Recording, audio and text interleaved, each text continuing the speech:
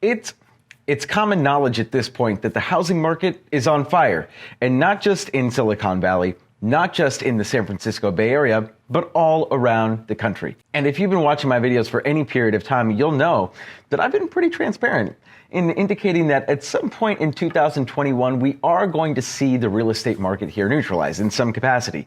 But neutralization doesn't necessarily mean depreciation or a declining market. And that's what we really want to discuss today is when will the market neutralize? A. B, will there be a decline in prices at that point? B, and not only that, is there going to be a decline in prices, but will we see a massive drop? And when is all of that going to occur? I mean, there are just so many different questions here that we need answers to. And the best way to answer these questions is to look at the data, to analyze it and see historically how we stack up and really gauge how this market is going to play out for the remainder of the year. Because whether you're a home buyer, whether you're a home seller, whether you're just a home owner that's curious about the market, regardless of your situation, there are massive implications here for you, regardless of what position you're currently in. So enough of that. Let's get into the numbers. Let's get into the data. First things first, you see Santa Clara County numbers. We are at 1,291 homes pending right now. That's insane. And we only have 915 homes available. Do the math. There is a huge discrepancy there, and those pending sales are far outpacing the current supply that we have here in Santa Clara County. Flipping over to San Mateo County, it's a little bit of a different narrative there. Pendings are at 446, and we have 464 active homes on the market. So practically even. We're seeing the same amount of homes go pending. And by the way, you see the sold data there. The sold data is trailing data. We really want to see how the pending sales are stacking up against the active inventory. Why? Because pending sales are a lead metric.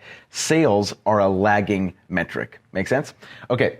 And by the way, if you're a home buyer in today's marketplace and you would like a comprehensive data set similar to what you're seeing right now for the area that you're looking in, go ahead and text the word data plus the neighborhood, zip code, or area that you're looking in, and we will get that data delivered straight to your inbox. And if you're a home seller in today's marketplace, you're looking for something like this to help you make an educated decision when it comes to pricing your property, you can go ahead and text the word data plus your property address, and we will send a report right to your inbox. Flipping over to San Benito County, the narrative has stayed the same in San Benito County for many, many months now, where we're seeing huge drops in supply year over year. Right now, we're at a 61% decrease year over year, month to date in terms of active supply on the market. And we have 60 homes pending in the month of February. Now, remember, this is February data. We're currently in the middle of March right now. But looking at this data, you're going to see this is important, and I'll explain why. But wow, that is a huge discrepancy between the number of pending sales and the number of for sale inventory. Flipping over to San Francisco. Now, this is where it gets interesting, because if you paid attention to anything in 2020, San Francisco completely plummeted. It was in a free fall for a little bit, especially in the condo sector, the tenant and comment sector, TIC. We had a lot of co-ops, everything. All of those types of housing, apartment style living, if you will, in San Francisco, got absolutely blasted. And now we're starting to see the market turn a little bit. Inventory levels are clearly up, and they're up not just a little bit, by a lot, in comparison to this same time last year.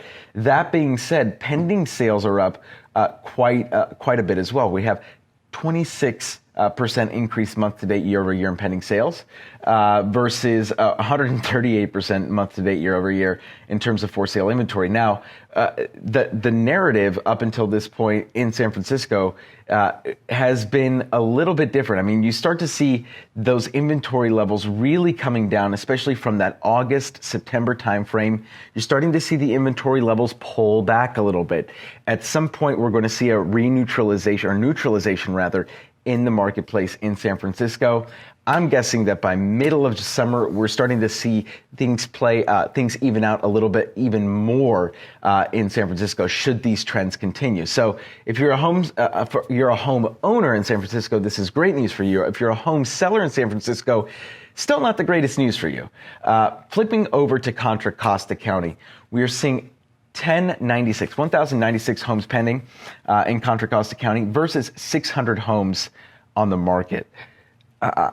Just think about that. We have over almost double the amount of homes pending than we do that are currently listed for sale in Contra Costa County.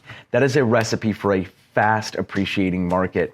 I can tell you that my team has been writing offers nonstop in Contra Costa, Alameda, Santa Clara County, San Mateo counties, and San Benito counties. We've experienced all 5 of those marketplaces. The least competitive is San Mateo County. The most competitive right now is Contra Costa County. Just in the sense that just from a pure offers perspective, like how much competition do we currently have on the buy side? And this is for anything under 3 million at this point. So you're still seeing like massive equity gains of your homeowners pretty much everywhere in the Bay Area, but especially if you own a home in Contra Costa County. That's like having a lotto ticket for $1 million. It really is something special, and maybe something that we won't see for a very, very long time in terms of equity gain.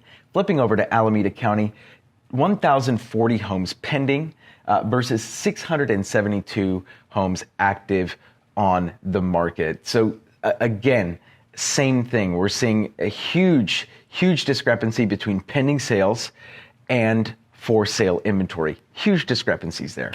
So I can only imagine what some of you at home are thinking, my God, Danny, this is the 7th or 8th snapshot in a row that you've shot where you've done nothing but talk about how hot the market is and how crazy it is. So let's get to the good stuff. Let's get to when is this market going to neutralize? To me, the market that we're experiencing right now in 2021 is eerily similar to the market that we experienced in 2018. So what I did was I pulled the Santa Clara County data for all homes, the exact same graph that we saw for Santa Clara County before 2021, now pulled for 2018. And when you see the graph here, it's going to look a little similar here. So in January and February and March, April and May, what you see is something very similar to what we're experiencing right now, where pending sales are outpacing supply, not just by a little bit, but by quite a large margin. And if you pay attention to that graph, you'll start to see that in April and May, that gap started to shrink. The delta between pending sales and inventory levels started to shrink. And by May and June, by June, we started to see pendings slip and fall behind active inventory. And then we saw a huge spike in inventory in August, September, October, kind of in that early fall timeframe. Right as the market typically takes off in the fall, we experienced an even greater kind of like depression of the market. Notice in 2021's graph that we had that same narrative play out in January and February of this year. So what does that mean for us? Well, if we look at the 2018 data, shows us that we had 5 solid months of pending sales outpacing supply. 5 solid months of perfect seller market conditions. But that market didn't last forever, and neither will this market. And what's worth noting even more is that the numbers started to indicate or started to reflect the market conditions in June, July, and August of 2018. But us as realtors, we actually started experiencing the slowdown and noticing it as early as April of 2018, when the newspapers were singing, "Oh my God, the market is on fire." Well, in April, late April of 2018, we were already starting to feel the slowdown in some specific communities and areas and counties of the Bay Area. And so when we look at this data, what it tells us is, yes, a lot of these metrics will indicate to us a slowdown, but on the front lines, we will start to experience it sooner rather than later. And so here's the question, is when that happens, who's going to step up and tell you about it? Well, number one, you can definitely tune in here. I mean, I'm no stranger to telling people how it is. And right now, the market is absolutely crazy. I do not see what we were experiencing in April of 2018. But if history was to repeat itself, then we could expect things to start to maybe slow down or start to neutralize. Experiencing it, maybe not seeing the data for it, but experiencing it in late April or early May of this year. And so when that happens, you can definitely rest assured that we will communicate that to you, and I will communicate that to all of those who are watching the Silicon Valley Snapshot. But even still, the question really becomes, well, when the market neutralizes, at what point is it smart for home buyers to re-enter the marketplace? Because those who are watching at home right now are thinking, well, yeah, I definitely want the market to slow down because I can't afford a house right now. Well, I've got news for you. If you can't afford it now, you won't be able to afford it after the neutralization. Let's look at the Santa Clara County numbers for 2018. This is a graph here of the average sales price to list price ratio. Look at these numbers. In February of 2018, 110% sales price to list price ratio. In March of 2018, 111. In April, 110. In May, 109. In June, 107. In July, 104.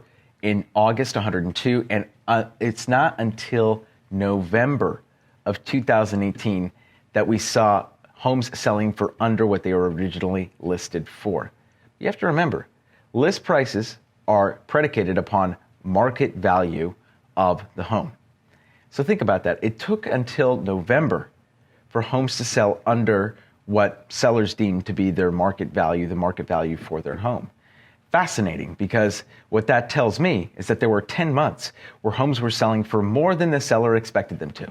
You do the math. If that narrative were to play itself out again in today's marketplace, how much more will you as a home buyer be paying in November of this year than you would if you just did it now? Now, I'm not sitting here and telling you that it's the right time to buy for every single person in the market. Everyone's situation is unique, and sometimes especially with down payment situations, if the down payment that you're looking to put down is going to increase dramatically over the next 6 to 8 months, it might be a good opportunity to wait, right? But if you're trying to save or if you're trying to step out of the market because you think you're going to get a better deal in 12 months, you are sorely mistaken. Home sellers, what does this mean for you? Well, number one, this market's not going to last forever. So if you want to capitalize on selling your home quickly, right, and with multiple offers and getting record-breaking sales, right, numbers, then you should sell right now, or as close to right now as you possibly can. If history were to repeat itself, you could start to see the higher levels, the higher level homes. We're talking 2.5 million here. Those sales will start to slow down about mid to late April if history repeats itself. So you got about a solid month to put your home on the market before we start to see those types of properties slow down. And it might not be until May, June until we see a complete slowdown in the single family space. The condo and townhome space may slow down significantly before then. And so these are the things that you have to take into consideration. It's not just the market in general, but the property type as well. So many different factors, and that's why I highly encourage all of you that if you're in a position to buy or thinking about buying, you don't really know what to do, you can definitely text that word data to the number down below, plus the area that you're looking in or zip code, and we will send you a data set. We'll get on the phone with you. We'll actually talk through your situation with you to see if it's the right time for you to buy now, or maybe if we should wait a little bit. And if you're a home seller, my God, do you need any more evidence to show you that now is the time? It's not tomorrow. It's not the day after that. It really is now. If the plan was to move in the next 12 to 24 months, if I were you, I'd put it on the market right now. There's no question. There's no question about it. I don't care what kind of, unless you own a condo that you might be able to rent out for the next 3 years or so, chances are your equity gains will not surpass what they are currently at today's market prices. That's all I got for you guys. Again, this is Danny Gould with the selling Silicon Valley Group, and I will catch all of you in the next Silicon Valley Snapshot.